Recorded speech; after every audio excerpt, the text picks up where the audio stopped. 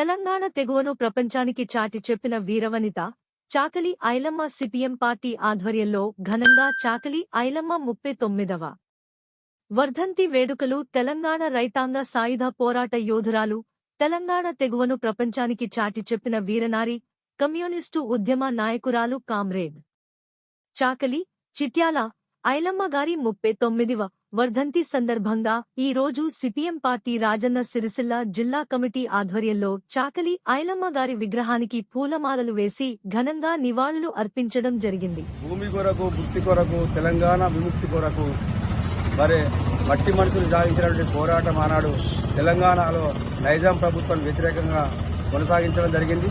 ఆ పోరాట ఫలితంగానే మరి పెద్ద ఎత్తున భూస్వాములు కావచ్చు, నైజాం ప్రభుత్వం రజాకారులు తిరిగి పారిపోయే పరిస్థితి ఆ రోజు కలిగింది. మరి ఆ పోరాట వారసత్వాన్ని కొనసాగించే దిశగా సిపిఎం పార్టీ ఆధ్వర్యంలో రాష్ట్ర వ్యాప్తంగా తెలంగాణ రైతాంగ సాయుధ పోరాట వారోత్సవాలు నిర్వహించడం జరుగుతూ ఉంది.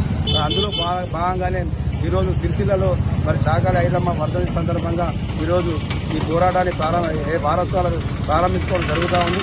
ఈరోజు చాకలి ఐలమ్మ వర్ధంతి సందర్భంగా మేము ప్రజలందరికీ పిలుపునిస్తా ఉన్నాం. మరి అందరూ తెలంగాణ సాయుధ పోరాట వారోత్సవాల్లో పాల్గొనాలి.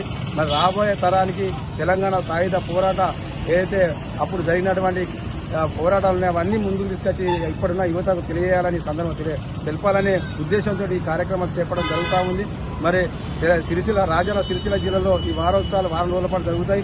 అది అందులో భాగంగా 13 నాడు సిరిసిల్ల పట్టణంలో పెద్ద ఎత్తున బైక్ ర్యాలీ, ఆ తర్వాత 15 నాడు సభ, ఇవన్నీ కార్యక్రమాలు నిర్వహించడం జరుగుతూ ఉంది. పెద్ద ఎత్తున బుక్లెట్స్ కూడా ప్రచురించి ప్రజలకు పంచడం జరుగుతూ ఉంది. ఎందుకంటే మరి ఈ రోజు చూసినట్లయితే బీజేపీ ప్రభుత్వం తెలంగాణ రైతాంగ సాయుధ పోరాటాన్ని వక్రీకరించి మరి ఆనాడు కమ్యూనిస్టులు ఎర్ర జెండా ఆధ్వర్యంలో కమ్యూనిస్టులు ఆగిన పోరాట ఫలితంగానే మరి దొరలు, రజాకారులు, నైజాం ప్రభుత్వం మొత్తం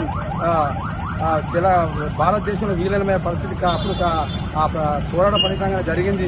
దాన్ని వక్రించి మరి దాన్ని తెలంగాణ విమోచన దినోత్సవం దిశగా ఈరోజు బీజేపీ ప్రభుత్వం మరి ఇండియన్ గవర్నమెంట్ చేయబట్టి అప్పుడు ఉన్న పటేల్ సారథ్యంలో జరిగినట్టు ఏదైతే మిలిటరీ దాడుల వల్లనే మరి నైజాం సర్కారు తలొగ్గిందనే లెక్క తప్పుడు ప్రచారాన్ని దాని హిందూ ముస్లిం పోరాటం దిశగా తీసుకుపోవడం జరుగుతూ ఉంది.